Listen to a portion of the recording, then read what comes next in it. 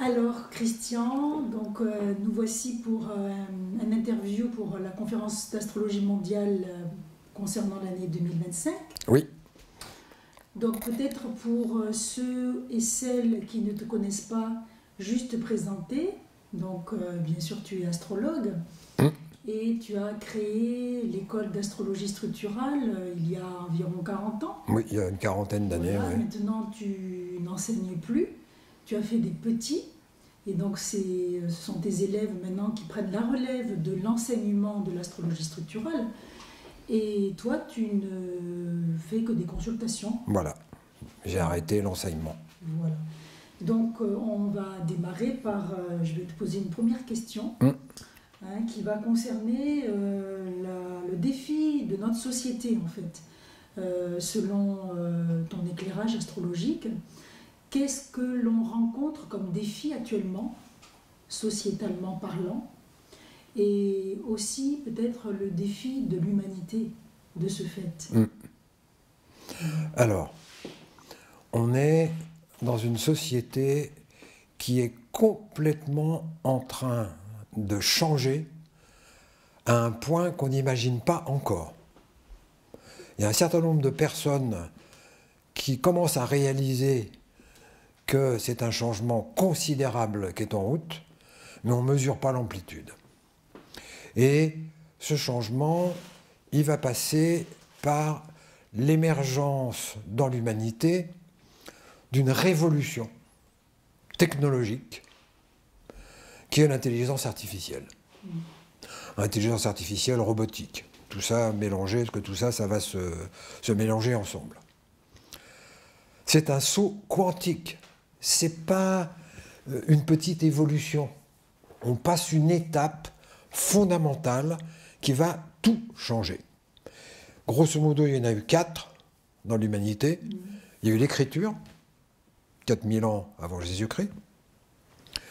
Il y a eu la machine à vapeur, 18e siècle, avec le début de la révolution industrielle. Troisièmement, l'électricité et le pétrole. Ça, on arrive donc là au 19e siècle. Et l'intelligence artificielle. À chaque étape, on s'affranchit d'une matérialité. L'écriture, on s'affranchit du vocal. On s'affranchit de la transmission orale, puisqu'on a des traces écrites qui vont permettre de diffuser l'information. La machine à vapeur, c'est la libération de la force animale. Jusque-là, c'était le cheval qui faisait le travail. Le cheval, l'âne qui faisait le travail. Donc on dépendait encore d'un élément de la nature, les animaux.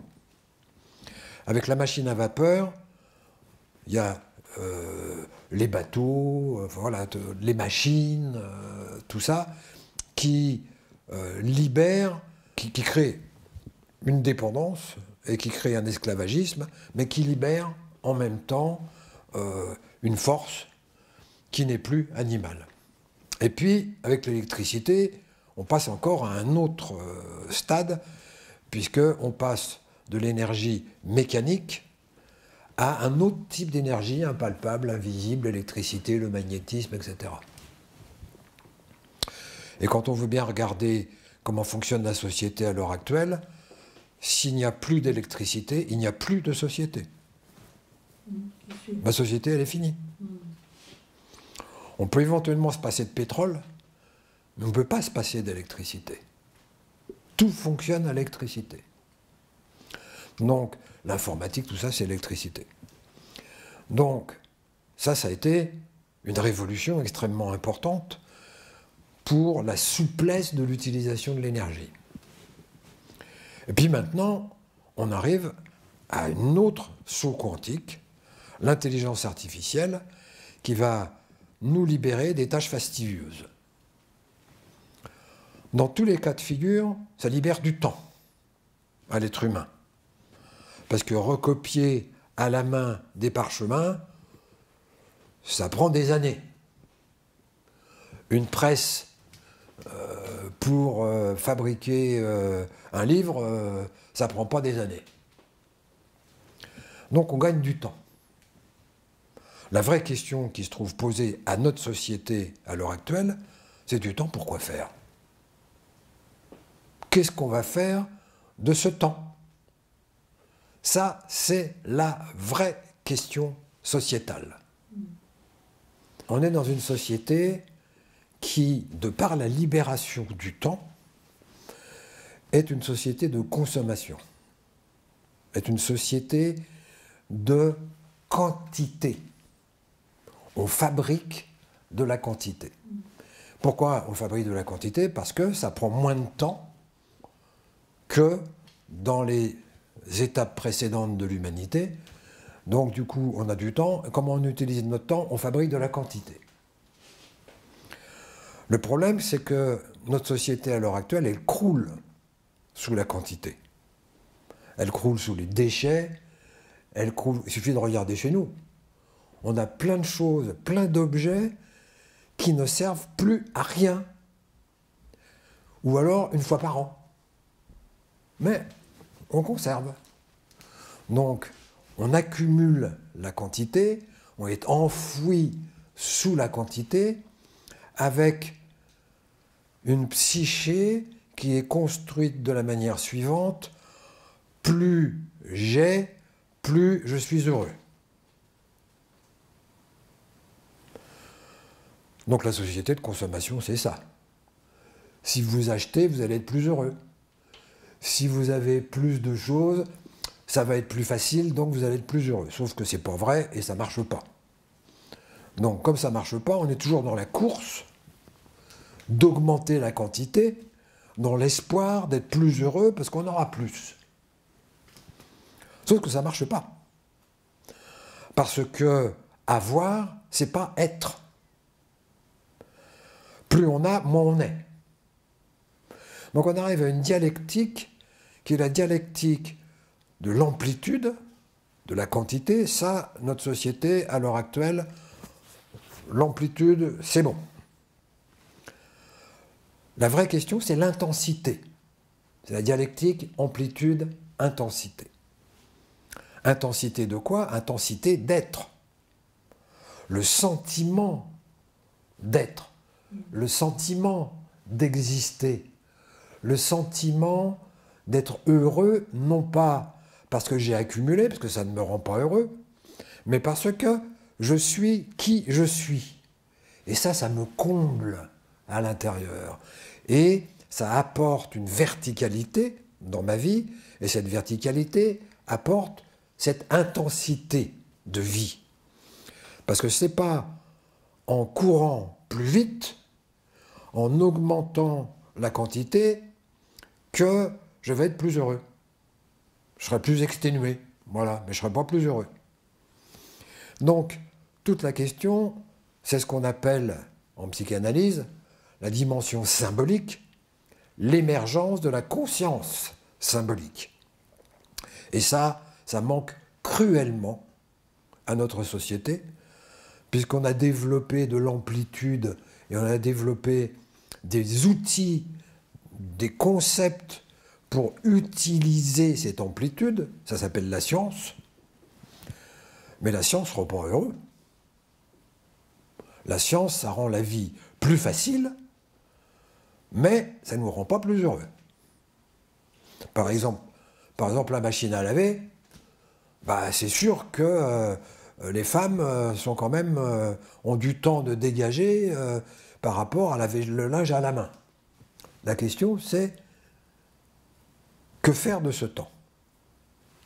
Mais est-ce que, justement, on ne profiterait pas de cette saturation de l'amplitude pour donner du sens, pour, tu parlais, je crois, de verticalisation? L'amplitude, c'est horizontal. L'intensité, c'est vertical.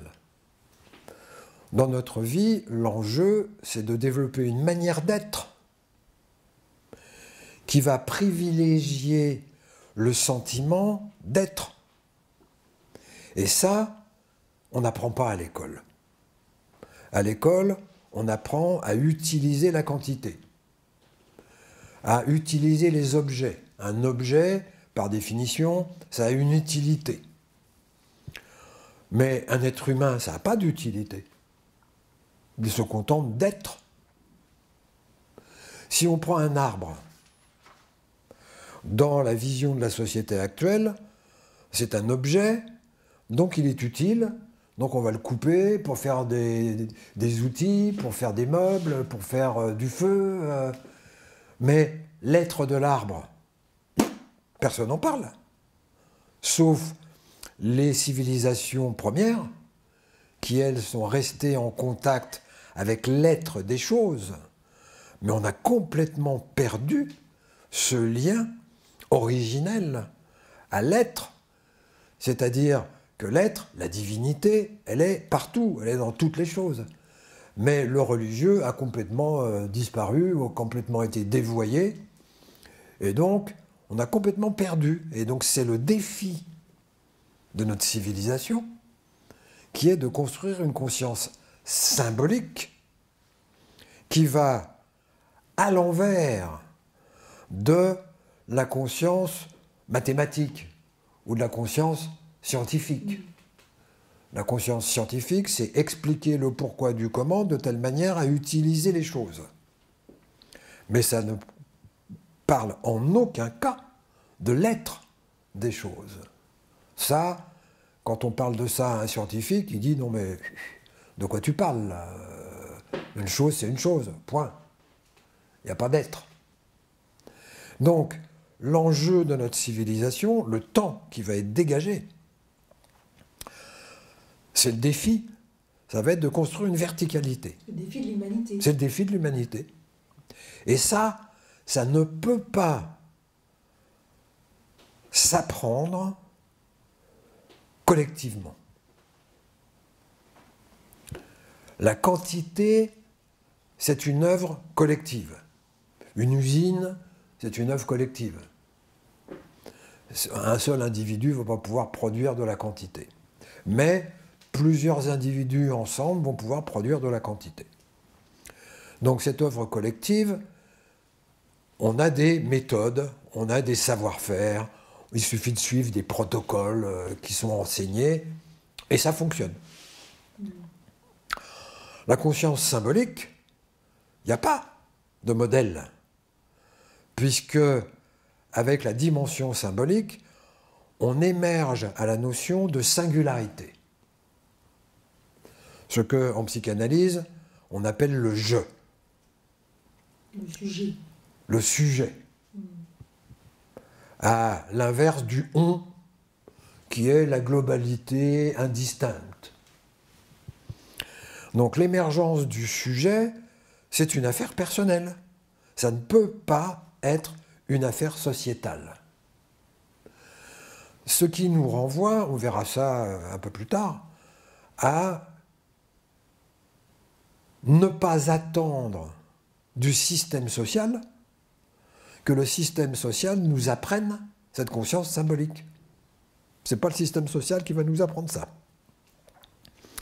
C'est des individus qui ont fait le chemin de la conscience symbolique et qui vont pouvoir guider chacun à sa manière particulière dans ce chemin d'émergence d'une conscience, d'émergence d'une verticalité, non pas la conscience ordinaire qui est la conscience de ce qu'on a autour de nous. On a développé cette conscience-là, mais on ne parle pas de ça. On parle d'un autre type de conscience, la conscience symbolique, qui justement réintroduit la dimension d'être dans la matière. Donc le défi, c'est ça. Et si nous, en tant qu'individus, on n'est pas conscient que ce n'est pas la société qui va nous apporter cette réponse-là, on ne se mettra pas en route. Alors il y a des disciplines qui existent depuis l'Antiquité, qui ont comme fonction, justement, de permettre aux individus d'accéder à cette dimension de verticalité. L'astrologie en est une parmi d'autres, il y en a d'autres. Mais justement, ce sont des disciplines qui sont dévalorisées par le système social. Parce que le système social est conçu pour maintenir l'amplitude, pour maintenir la quantité et pour maintenir une espèce d'utilisation des individus. Voilà, les burn-out à l'heure actuelle, ça court les rues. Il y en a de plus en plus. Pourquoi? Parce que l'individu est pressuré comme un citron, parce qu'il est considéré comme un objet. Il est considéré comme un objet exploitable. Et donc, là, il y a quelque chose qui, à l'intérieur de nous, n'est pas d'accord. Cette verticalité dont tu parles, est-ce que ça a à voir avec la spiritualité? Ça a tout à fait à voir avec la spiritualité, puisque c'est la question d'être. C'est la question du sujet. C'est la question du je. Le je, c'est le sujet. C'est le sujet d'une phrase. Et le je, c'est pas le moi. D'ailleurs, souvent, on confond les deux en disant « moi-je ». On réintroduit le moi est objet. On utilise le moi. Le moi est utilisable. Le je n'est pas utilisable. C'est pourquoi toute cette dimension symbolique est dangereuse pour le système social. Parce que la singularité échappe au on, échappe à l'indéfini. Donc, effectivement, le défi, c'est de mettre toute une dimension, entre guillemets, spirituelle. Je dis entre guillemets, parce qu'il ne faut pas confondre spiritualité et religion. Oui, on est d'accord. Le propre d'une religion, c'est qu'elle est collective. À l'inverse, la spiritualité, c'est singulier, c'est individuel, c'est un trajet unique qui ne peut pas suivre de modèle. Mais disons que ça fait appel à une dimension justement plus vaste que le petit moi et une dimension aussi de reliance au sacré, à la beauté de l'univers, à toute cette grandeur et tout ce mystère aussi qui Tout à fait. est présent en fait. Tout à fait. C'est-à-dire, c'est reconnaître l'être dans les choses, qui du coup n'est plus une chose. Du coup, c'est reconnaître l'esprit dans la matière. L'esprit du rocher, l'esprit de l'arbre, l'esprit du nuage, tout ce dont les cultures premières étaient intimement porteuses. Il y avait encore ce lien au sacré, parce qu'il y avait encore le lien à la divinité dans la matière. La matière étant l'expression particulière de la divinité, ou des divinités, puisque à l'époque, la divinité était plurielle, avant l'apparition du monothéisme. Donc, effectivement, il est question de resacraliser notre monde en construisant cette conscience symbolique, c'est-à-dire que tant que je ne suis pas en contact avec l'être que je suis, comment je pourrais être en contact avec l'être de l'arbre? Impossible. On est sur des registres qui sont complètement hétérogènes, complètement étrangers. C'est justement le défi, on va avoir du temps. Et le risque, c'est qu'avec l'intelligence artificielle émergent les réalités virtuelles qui vont multiplier les univers virtuels, ou alors là, il n'y a pas de limite à la quantité. Et donc le risque, c'est de replonger dans un autre type d'amplitude qui n'a jamais encore existé, qui sont les mondes virtuels, et qui vont générer des mondes gratifiants pour le moi, enterrant à ce moment-là l'accès au jeu. Oui. puisque on va rentrer dans des univers qui vont être fabriqués sur mesure. Ça va être ça l'intelligence artificielle.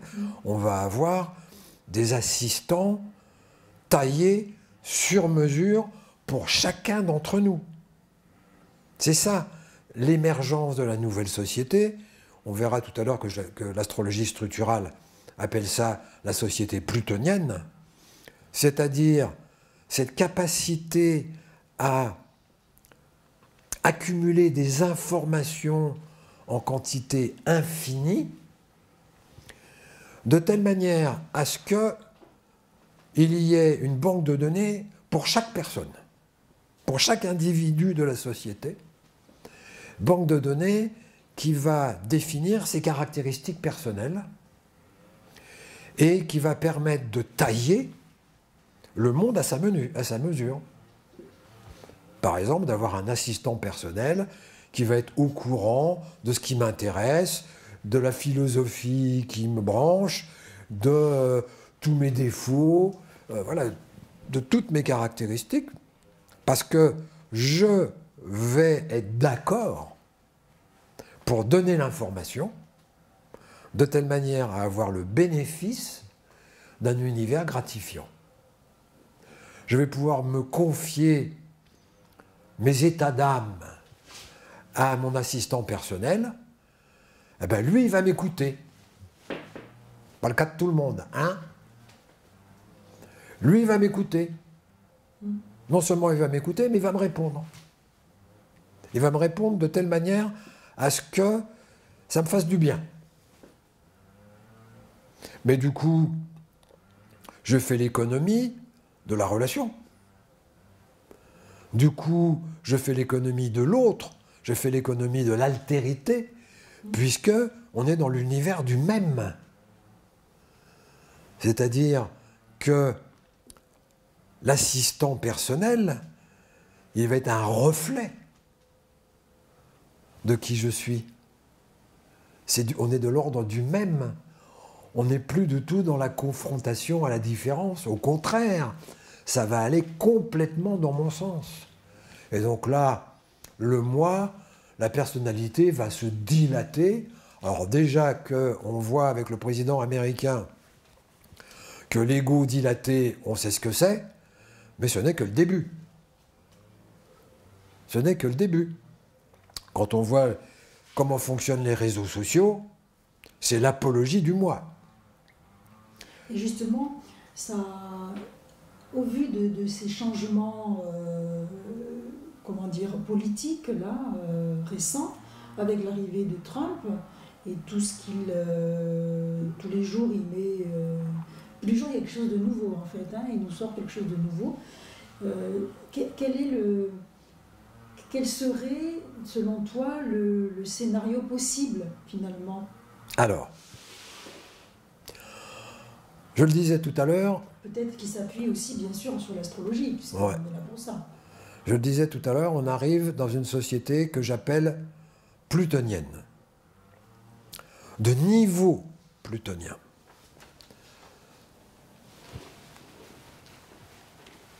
D'univers plutonien. À l'intérieur de nous, on a plusieurs univers qui sont dans des tiroirs, et en fonction des circonstances, on tire tel tiroir ou on tire tel autre tiroir. Il y a un territoire, il y a un tiroir de base qui est le sauvage à l'intérieur de moi, qui est la société première, la civilisation première à l'intérieur de moi, et qui justement est porteur de cette conscience, c'est un niveau de conscience de l'être des choses et des êtres humains. Il y a un autre tiroir qui est arrivé plus tard, qui est la partie magique, qui est la partie de la croyance magique, que les choses peuvent se changer les unes dans les autres, que le sorcier peut devenir un aigle. Voilà, c'est-à-dire que c'est l'univers de l'enfant, l'univers magique de l'enfant, où l'intentionnalité génère des univers. Ça, c'est le monde de l'enfant à l'intérieur de nous. Ce monde de l'enfant à l'intérieur de nous, socialement parlant, il est hors sujet, mais on fait appel dans l'intime, dans la relation aux enfants, dans la relation amoureuse, là où justement on a la possibilité d'être en contact avec notre profondeur, parce qu'on est protégé du monde extérieur. Donc ça, c'est un tiroir qui est le tiroir magique, du monde magique. Plus tardivement, dans la société et plus tardivement dans la construction de l'individu, on a justement construit cette autonomie, cette capacité à échapper à la matière, cette capacité à pouvoir manipuler le monde en fonction de notre désir, en fonction de ce qu'on veut, en fonction d'un projet. Ça, c'est le monde mental. Donc, notre société, elle fonctionne grosso modo depuis le siècle des Lumières dans ce mode de fonctionnement. On explique le monde, on utilise le monde, etc. Donc ça, c'est le niveau intellectuel. On pense le monde. Et sans le savoir, on passe notre temps à penser le monde. Sauf quand on dort. Mais pour la plupart des êtres humains, on passe notre temps à réfléchir, à créer des mots dans notre tête. Et en créant des mots, on crée le monde. Et les mots sont définis par le dictionnaire, donc on crée un monde stable, à l'inverse du monde magique, qui est un monde instable.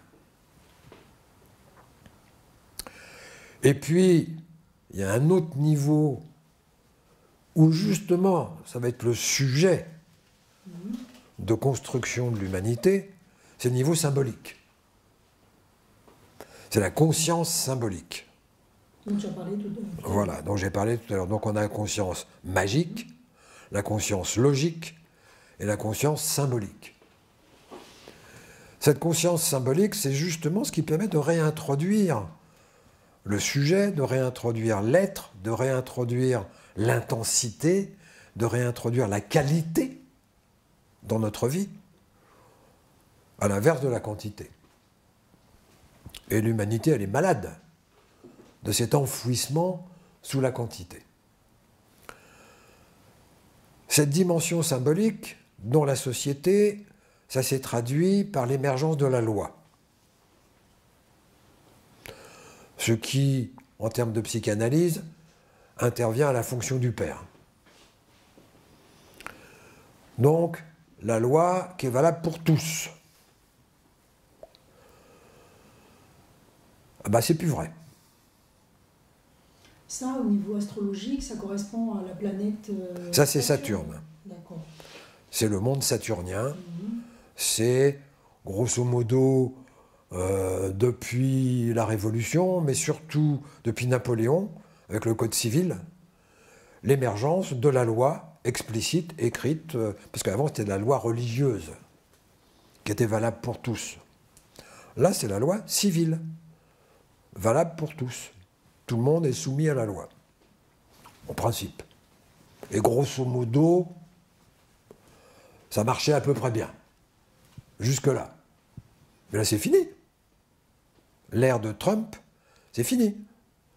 C'est-à-dire qu'il échappe à la loi. Oui, c'est manifeste.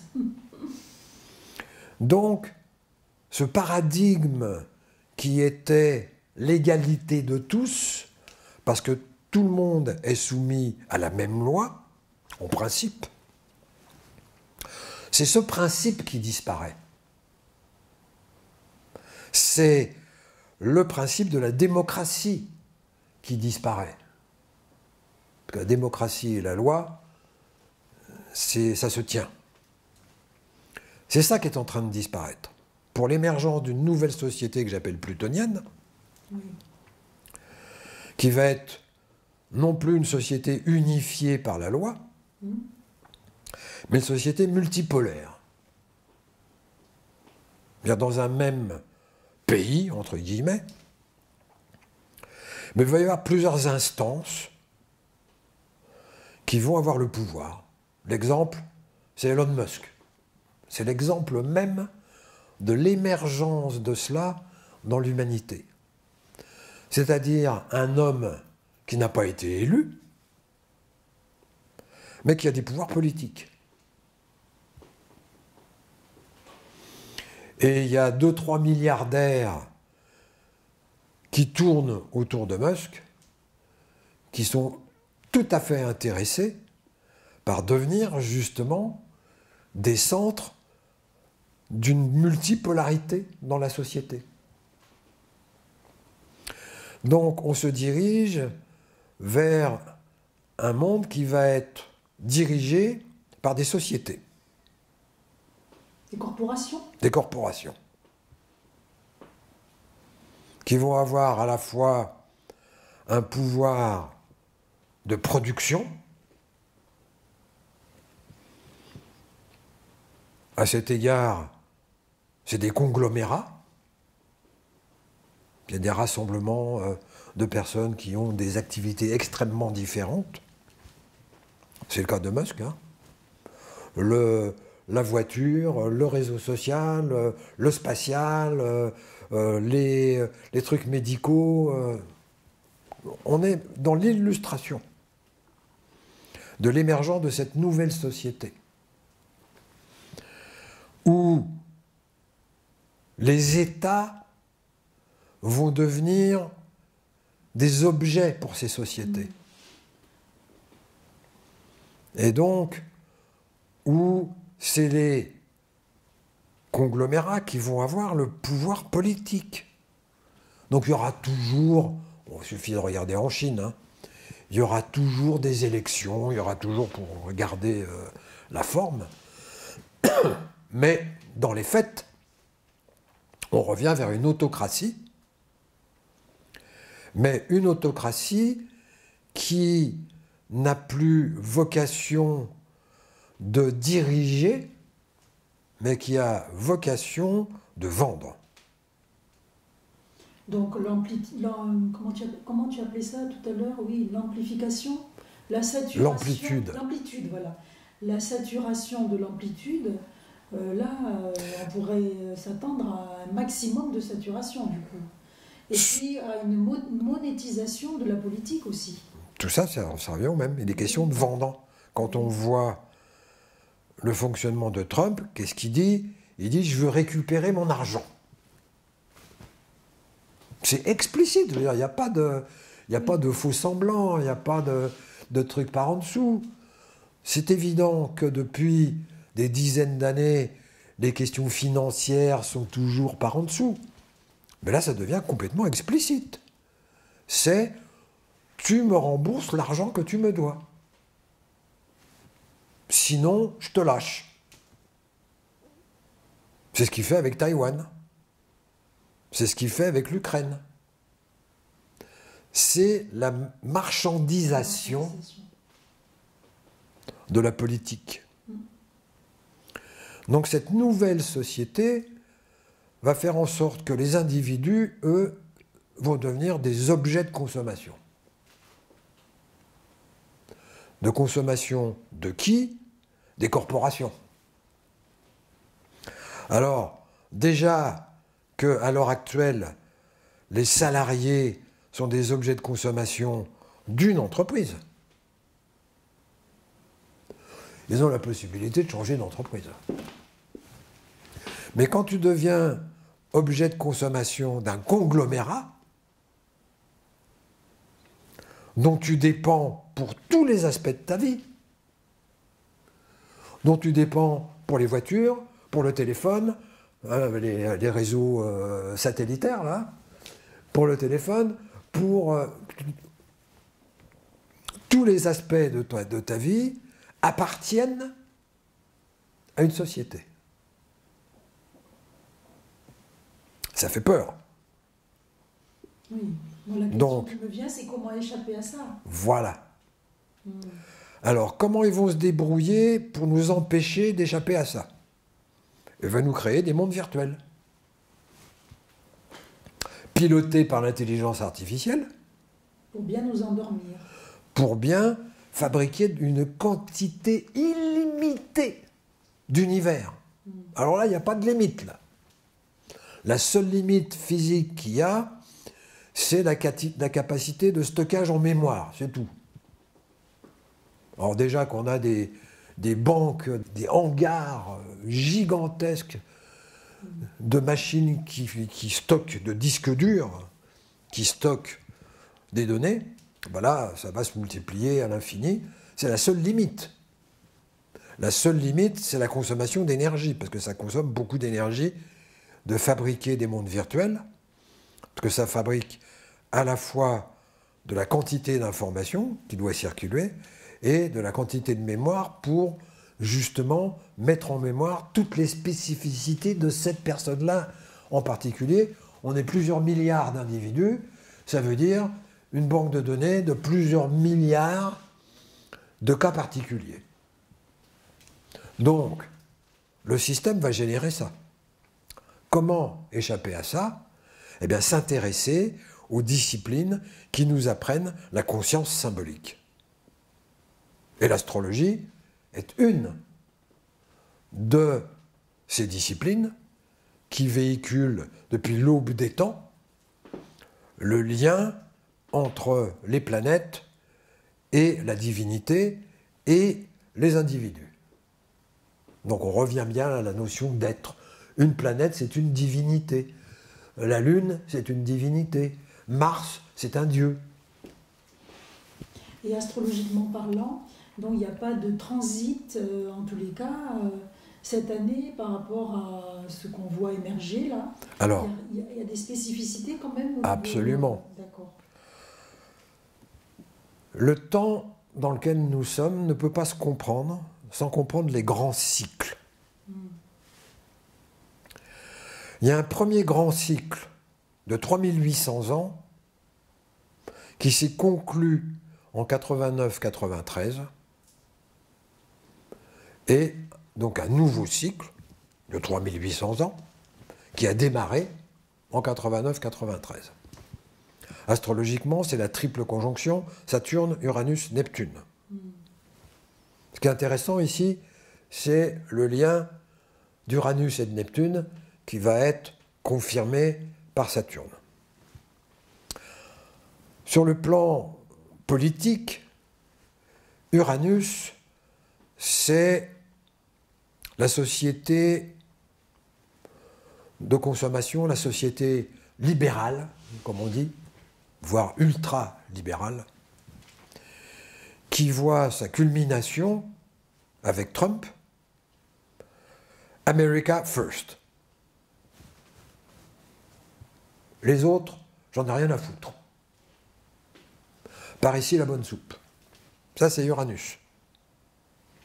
C'est l'individualisme à outrance.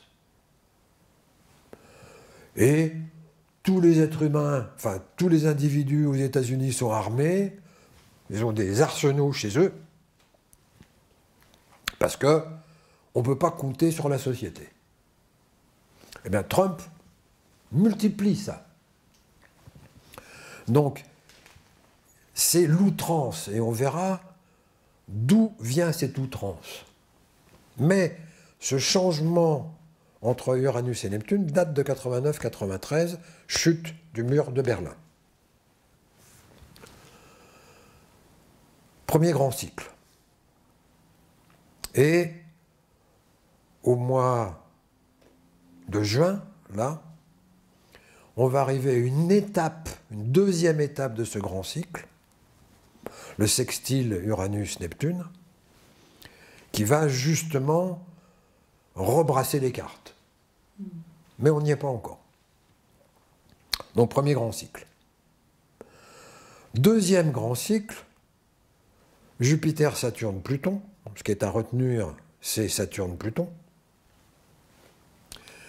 Cycle qui commence En 2019-2020, qu'est-ce qu'il y a en 2019-2020? Le Covid. Oui. Mars 2020. Le pass sanitaire. Les codes barres. L'émergence du code barre en tant que contrôle des individus.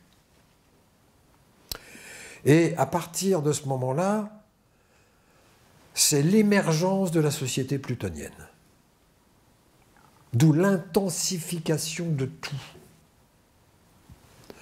Donc on est dans une intensification de tous les mouvements, parce que le propre de Pluton, c'est de faire le ménage. C'est de mettre du chaos, c'est de diviser, c'est de mettre du chaos. Bah, c'est ce que fait Trump. Hein. On a l'impression que voilà. Tous ses alliés, il les divise, il rebat toutes les cartes. Donc on est en plein dans cette chaotisation d'un système social qui était bancal mais qui fonctionnait hein, quand même. Et là, tout est remis en cause, tout. Avec donc d'un côté l'augmentation d'Uranus avec Trump, et de l'autre côté l'augmentation de Neptune avec la Chine. Neptune, c'était 89-93, c'était l'URSS. Chute de l'URSS.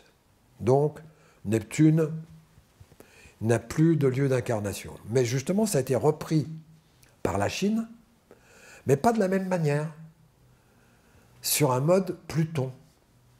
Donc, on a Uranus qui commence à fonctionner sur un mode Pluton, et Neptune qui déjà depuis un moment, depuis justement 89-93, qui fonctionne sur le mode plutonien. Donc on retrouve l'antagonisme USA et Chine, avec l'Europe qui est exclue. Et qu'est-ce qui est en train de se passer? Il est en train de se passer que l'Europe commence à se dire les États-Unis ne sont plus nos amis, ce sont nos adversaires, ce n'est pas des ennemis, c'est des adversaires, c'est-à-dire c'est une entreprise concurrente qui cherche à nous taxer, qui cherche à faire du fric sur notre dos. Et tout le défi de l'Europe, c'est le défi des individus. C'est-à-dire de trouver un juste équilibre entre la réglementation et la liberté. La réglementation, donc, du coup, liée à Saturne, c'est ça? Liée à Saturne, tout à fait. Et la liberté liée à Uranus? Liée à Uranus. C'est-à-dire de trouver, mais la liberté, mais en même temps qui prend en compte, par la réglementation, la collectivité. C'est-à-dire le bien commun. Et on voit comment Trump, par l'entremise d'Elon Musk, est en train de détruire complètement le bien commun aux États-Unis. Notamment toute l'éducation, pour que l'éducation soit des écoles privées et ne soit plus à la charge de l'État. Donc tout ce qui était bien commun va complètement disparaître aux États-Unis. Et la question de l'Europe, ça va être justement de trouver cet équilibre entre le bien commun et la liberté individuelle. Et est-ce qu'on ne pourrait pas faire le parallèle entre, par exemple, l'éthique du sujet, donc la construction d'une éthique à l'intérieur, l'éthique du sujet et la possibilité que le sujet il soit sujet, justement. Exact. C'est pour ça que je dis que c'est la même question qui va se trouver posée pour l'Europe et pour les individus. En miroir, en reflet. En reflet. Ce qui est à l'extérieur. Ce qui est à l'extérieur est à l'intérieur. En reflet de ce qui est à l'intérieur. Tout à fait. Et donc la question de l'Europe, ça va être comment construire une conscience digne de ce nom et qui ne soit pas un espace de marchands où il y ait une éthique, justement. Il n'y a plus d'éthique aux États-Unis. Il n'y en a plus. C'est-à-dire que tout ce qui était la réglementation, tout ce qui était la protection de l'environnement, tout ce qui était la protection de l'enfance, tout ça, ça disparaît. Donc comment trouver un équilibre en Europe, mais comment trouver un équilibre dans notre vie entre faire partie de la société, parce qu'on fait partie de la société, et donc quel rôle jouer dans la société, quelle est ma place dans la société, quel rôle j'ai en tant qu'être, qu'est-ce que je peux apporter de mon expérience de vie, de ma compréhension du monde, voilà, quelle est ma participation, comment je vais participer à la collectivité. Et je ne parle pas là uniquement de politique, je parle de participer dans des associations, dans des groupes, dans des groupements, dans des communes, dans des...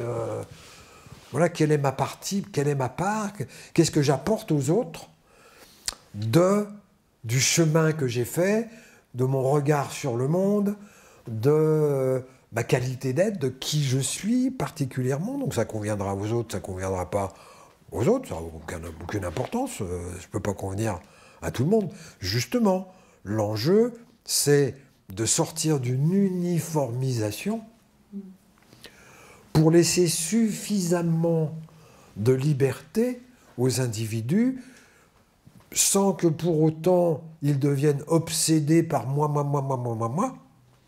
Parce que l'obsession par moi, elle va être nourrie par l'intelligence artificielle. Et ça va nous couper. Et donc l'humanité va être partagée en deux. Il y a ceux qui vont se faire avoir, il y a ceux qui vont rentrer dans la quantité, il y a ceux qui vont rentrer dans les mondes virtuels et qui vont être perdus pour l'humanité.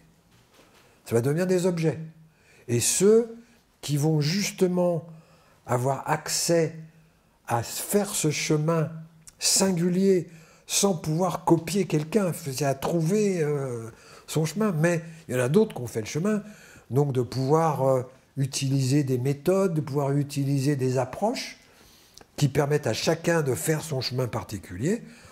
C'est le cas de l'astrologie, par exemple, mais il y en a d'autres, hein. Le tarot, j'en sais rien, moi. Il y a d'autres approches. De telle manière à ce que, eh bien, on puisse construire une vie qui ne va pas être conforme au système. Je le disais dans la dernière conférence, qui ne va pas être opposée au système, mais qui va être à angle droit du système. Moi, j'ai le sentiment quand même qu'il y a une forme de répétition, même avec le saut quantique lié à l'intelligence artificielle et à la réalité virtuelle, qu'il y a une forme de répétition et en même temps, il y a comme un tour de spire à réaliser. Exact. Et donc, je me demande quel est ce tour de spire spécifique à cette nouvelle société qui nous attend. Le tour de spire de la conscience. Hein. Parce que ce que tu dis de la conscience symbolique, j'ai quand même l'impression qu'on l'a construit.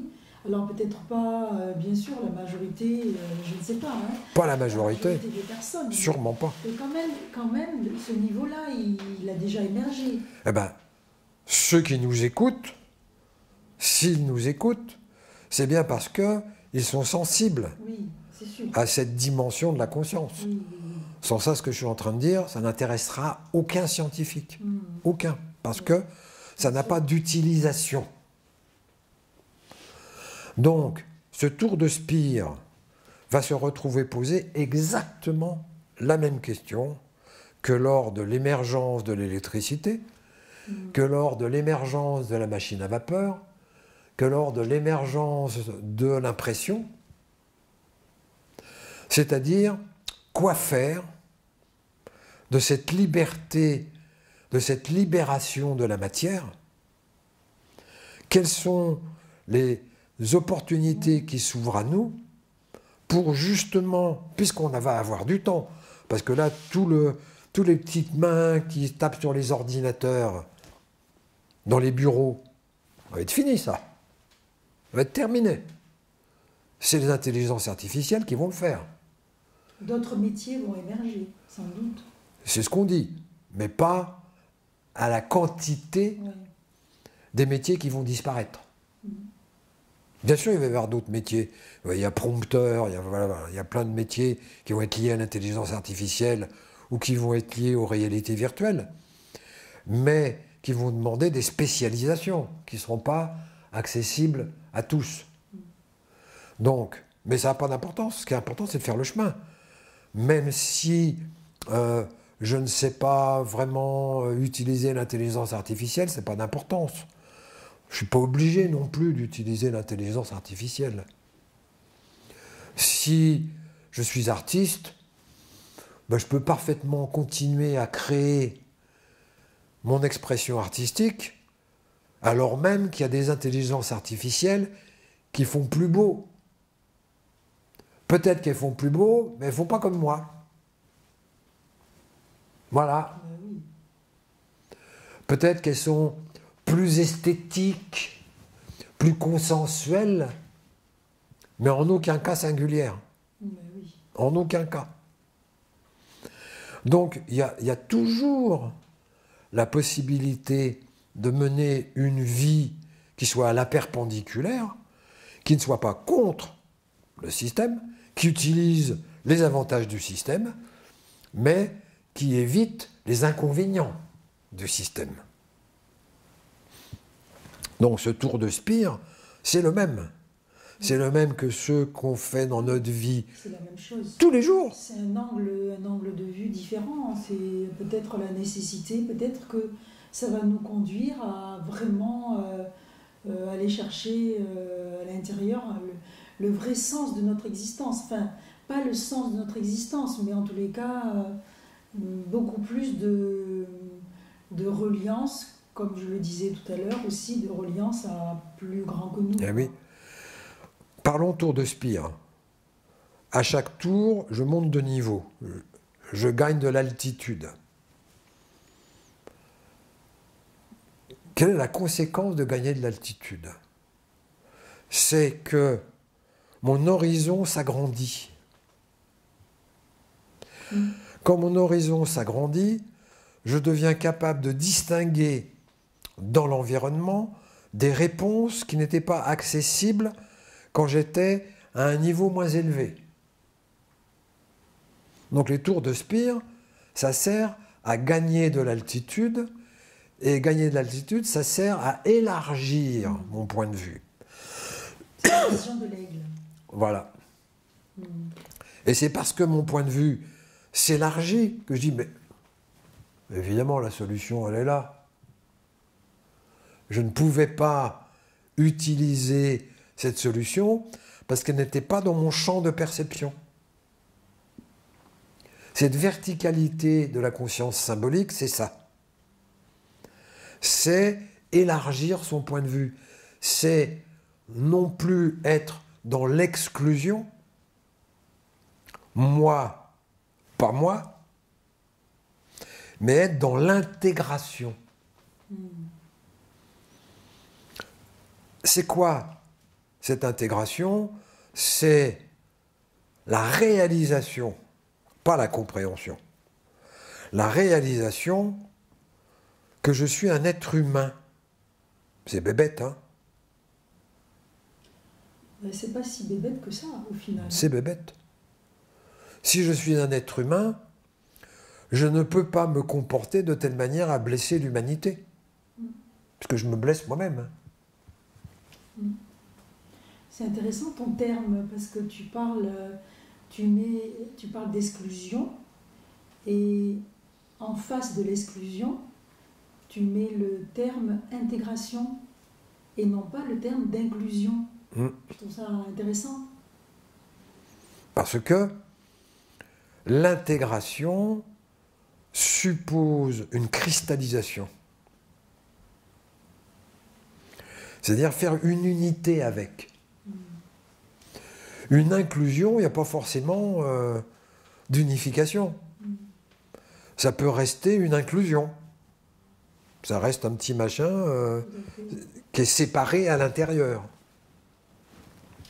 Non, mais ton terme, il est intéressant parce que justement, on parle beaucoup en ce moment d'inclusion. C'est pour ça que je relève ce terme qui me paraît plus juste et puis qui définit autre chose. Du coup, alors, il y a autre chose. C'est Abellio qui nous parle de manière intéressante de ça. Il dit que l'amplitude s'accumule sous forme de sédimentation. C'est des couches qui s'ajoutent les unes aux autres. On voit ça tout à fait au niveau géologique. Oui. Il y a des couches de sédimentation, ça s'accumule. La cristallisation, c'est complètement autre chose. C'est cette dimension de verticalisation qui va faire que tout va s'unifier sous la forme d'un cristal. C'est pas pour rien que les cristaux représentent toujours quelque chose de fascinant, parce que la caractéristique d'un cristal, c'est que la structure intérieure est la même que la structure extérieure, est la même que la forme extérieure. C'est-à-dire que si on prend un diamant, donc on voit très bien la forme du diamant, eh bien la forme du diamant, qui n'est pas taillée, hein, c'est la même que l'atome de diamant. C'est ça la cristallisation. Est-ce que c'est une vision du coup fractale justement?